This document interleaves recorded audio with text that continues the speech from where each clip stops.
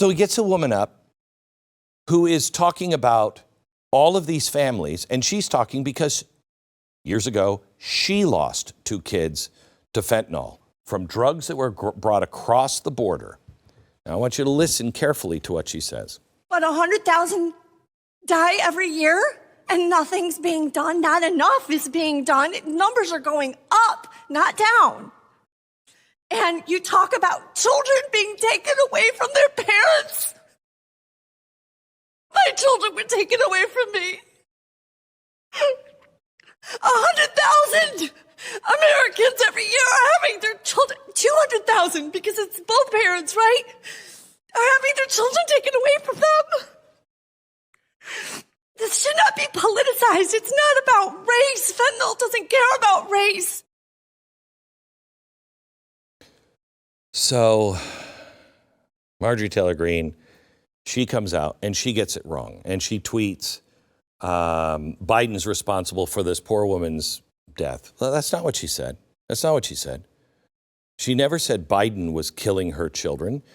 She said 100,000 people a year are being killed. 100,000 children a year are being killed by fentanyl coming across our border, and it's getting worse.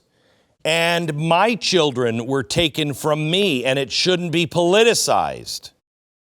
So Marjorie Taylor Greene, like her, hate her, tweets this. She gets it wrong.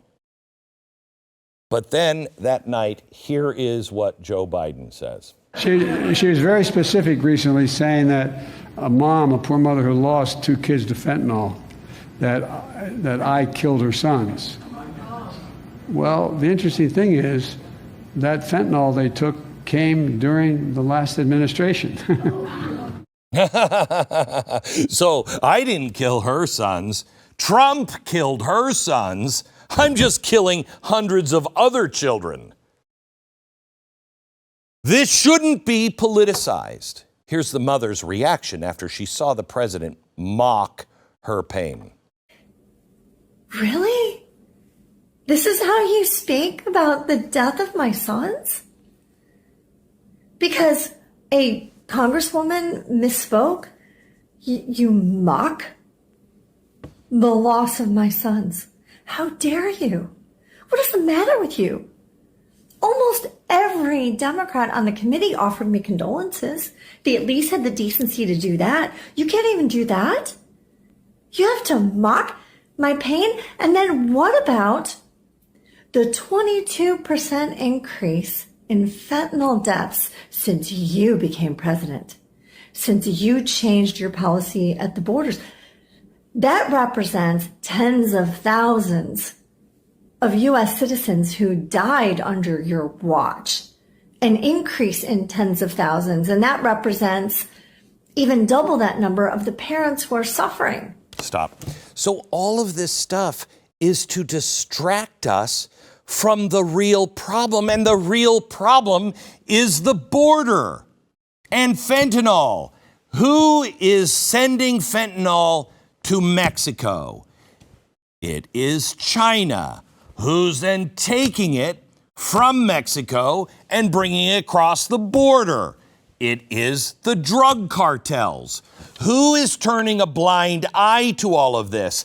Our administration. And if you think I wouldn't be having this rant, well, if it was a Republican, the hell I wouldn't. Anybody who's watched me for all the years I've been broadcasting, George Bush used to hate. I've never had a president like me. Never. I'm not invited to the White House. Hey, buddy, come on in. I will say the same thing consistently. None of them seem to care.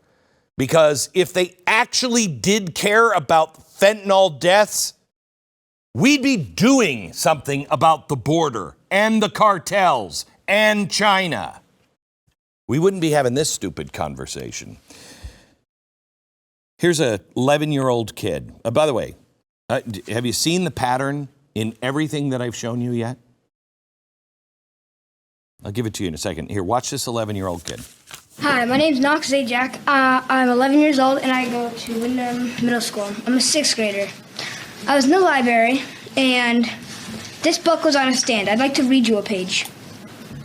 My back over my hips as I ask if we should take our clothes off. And he's saying yes before I finish my sentence. He's pulling off my t-shirt, laughing when I can't undo his shirt buttons. He's undoing my belt. I'm reaching into his bedside drawer for a condom. We're kissing. Again, we're rolling over. Obviously, you can see where this is going. I don't know if it's because we're feeling especially emotional or just tired, or these past couple of weeks have been too much. But this reminds me so much of the first time we had sex. We were both terrified, and the whole thing was kind of terrible because we didn't know what we were doing. But it was good too, so good, because we were a mess of emotions, and we were scared and excited, and everything felt new. So this sort of feels like that. Nick touches me like he's scared that any minute. Now, this book was at my middle school, and it was on a stand. When I rented it out to show my dad it, the librarian asked if I wanted more and if I wanted a graphic novel version. Well, I'm not uncomfortable. Are you uncomfortable with that? There's just an 11-year-old reading about that. What's the problem? And do you want a graphic version of it? Because, kid, you can look at this. You know, you don't even have to hide it under your bed. Well, keep it away from your mom and dad, but you can read this out in the open anywhere. Oh, okay. Well, the good thing is you don't have to really listen to your mom and dad because teachers are really your parents. Watch. Can I say how amazing it is to be the queer representation I did not have and so many people do not have when they were kids? I mean, I am a teacher. I am not just a teacher. Being able to show these kids that being who they are, loving who they are, being proud of who they are, showing everyone who they are is the best thing that they could do for themselves. I mean, I tell these kids to call me mom at school because I say that I am the school mom. I want them to be able to trust me, to come to me, you know, be able to feel like I'm not just someone who's going to give them good or bad grades, but like someone they can actually talk to, someone they can, words, can confide to. And it's the greatest thing I could have ever asked to do in my life. Oh, that is wonderful. Oh, thank you, all the teachers out there. I am your mother. Okay. No, you're not. No, you're not. You're a teacher. You work for me, and you work for my wife. You have temporarily had my child in your classroom. You're not their mom. You're not their trusted friend.